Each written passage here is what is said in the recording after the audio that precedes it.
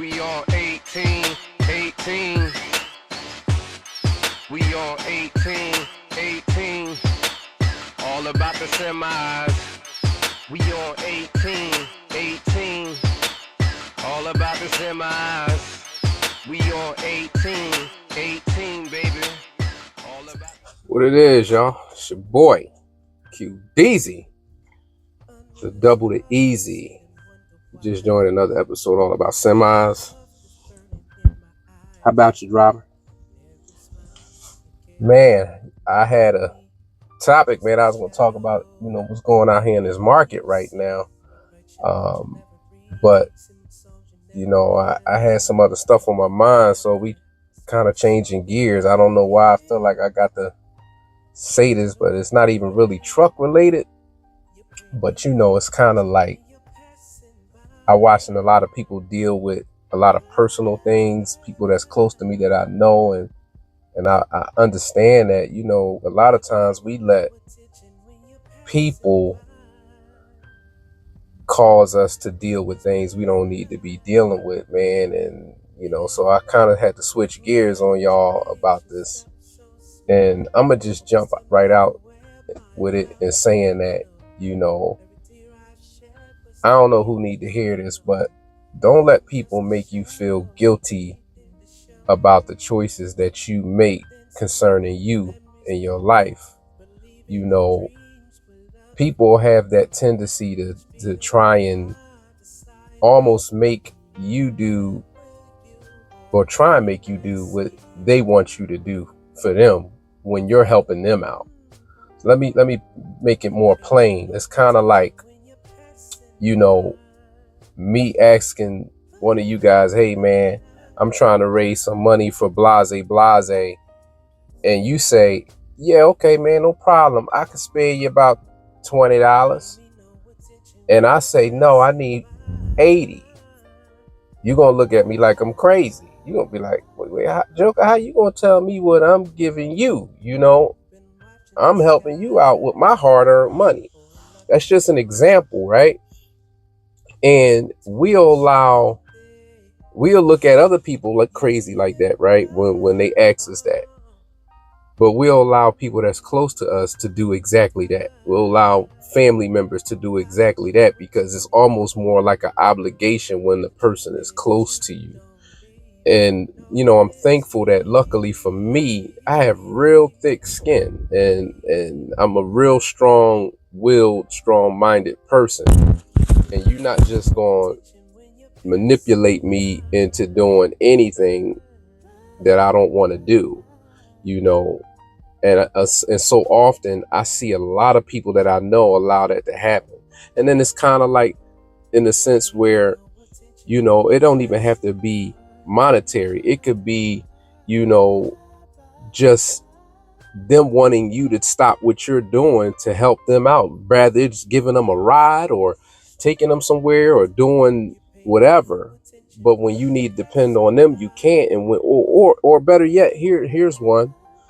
They'll try and make you feel like you should be doing more for somebody else, be it another family. Oh, well, that's your cousin, or that's your brother, or that's your dad, or that's your mom. You should be, you should. That's the manipulation, right there. And when you look back, you start talking about, well, this person wasn't even there for me. These people, half of them are not. You can't find them. And let's keep it real. We all got family members that we don't even hear from unless they need something. And you already know when you get that phone call, they ain't even calling really to see how you doing. They might play the role like that might be what they trying to do. But we all know that ain't really what's going down. That ain't really how it's playing out, But I don't know, man. It's just kind of like it was on my mind heavy, man. And, a lot of people are putting their aspirations and their dreams and things that they want to do on the side for other people who don't even have their best interests, And I'm like, no, I got to talk about this, man, because this is I'm hearing it so much and I'm seeing it so much that it's crazy. Like, I don't know, I don't want to say, there's a lot of I hate to sound horrible, but weak-minded people. There's a lot of people out there that are weak that need to hear this. That need to get that uplifting, and it's okay to say no. It's okay to tell people, kick rocks, because what you doing is you're allowing people to take you for granted, and not only take you for granted, take your life for granted. And they're causing you to indirectly take your own life for granted, because it's like that time and effort that you putting into helping somebody else, that could be for you. That could be your time for you to be putting into your life aspirations.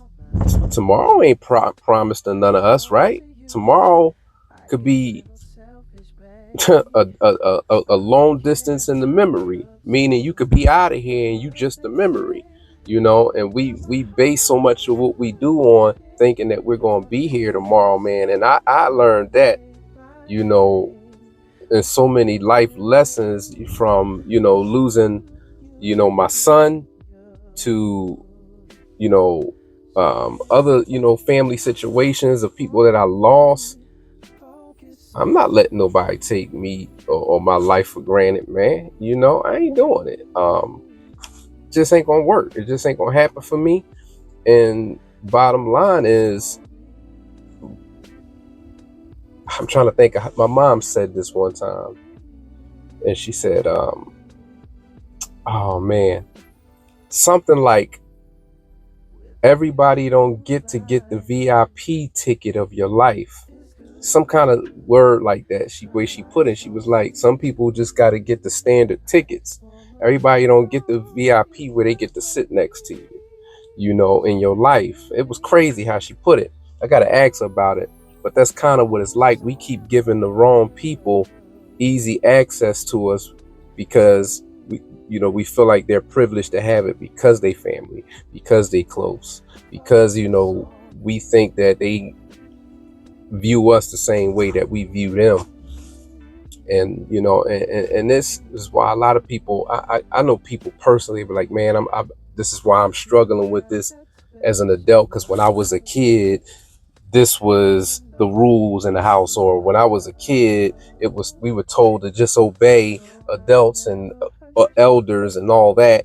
And it ended up affecting them later on because there wasn't no guideline, there wasn't no boundary, there wasn't nothing to orchestrate that, if you will. You know what I'm saying? And now here we are, they're older, and they finding that them not speaking up or them not saying things, how it's affecting them in their adult life, in their business. This is why I'm gonna throw a little trucking in there. This is why some truck drivers can't speak up.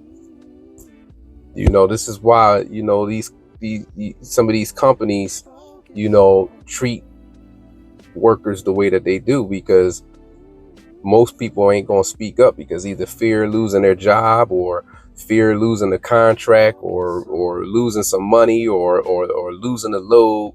Y'all know, man, I done told y'all plenty of stories where I just had a load, man. It's crazy because I just had a load. I don't think I posted about it, where the broker was talking to me crazy, and I was telling my homie Hood Chef about it.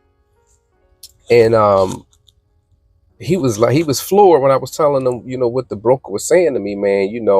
And long story short, I had called him to tell him to ask him what the low weight was supposed to be, because there was a discrepancy at the warehouse. They wasn't sure what they were supposed to load me with, and the guy was like, oh, you're supposed to get about 56 pallets, and I knew that was the wrong answer. I was like, you ain't putting no 56 pallets on a dry van.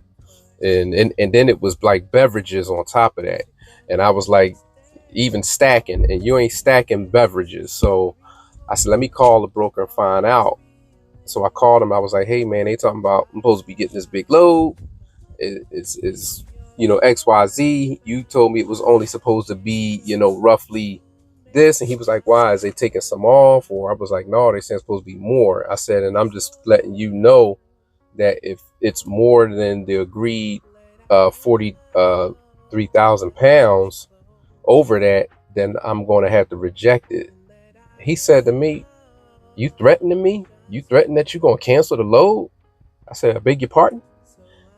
And I said, "No, I'm just trying to relay to you what's going on. If this is going to be the case, I may have to reject this load. I'm not going to be able to, deal with the scaling with that." So he went in this thing and was like, "No, it sounds like how about I just take you off the load?" I'm like, "Dude, we're trying to figure it out right now. You're making it something that it." He told me to shut up and listen to him. I was like, "Whoa." I said, "You know what? I think it might be in your best interest to go ahead and take me off this load." It was paying really good load too. I don't care about that. I'll find another one.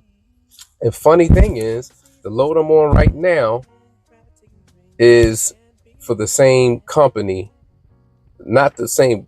Well, I think the agent worked for this broker. Matter of fact, it was a Geodis load, but I think this guy worked for them. And it's crazy because I'm on a Geodis load now. And again, sometimes you can't let people just be out here, talking to you and treating you any kind of way, starting at home, starting in your background, starting in your personal life. You know what I'm saying? But like I said, guys, this is going to end up being a trucker talk video. We 10 minutes in, actually 11, and I'm gonna go ahead and end this, man. But I don't know, this was not the topic at all, so I'm gonna go ahead and shoot another one later in the day. I'm getting loaded right now, and then we headed out to I'm in Georgia. We're going to head out towards Tampa, and then after that, I gotta go run back into Georgia tomorrow. So after Tampa, I'm gonna go home. But this is a late delivery, so it's like a 7 p.m. delivery tonight, and I'm probably ain't gonna get home till early in the morning. And I might not even go home. I might just stay in the truck and sleep the night, and then go on to my delivery. I mean, my pickup in Savannah, close to Savannah, in about around 8, 9 o'clock or something, so I can get some sleep. It's gonna be one of them long nights, y'all, but I hope y'all staying cool out there, staying safe out there. It's your boy. I'm still out here trying to get this content coming back out to you guys. Be easy. How about you, drivers?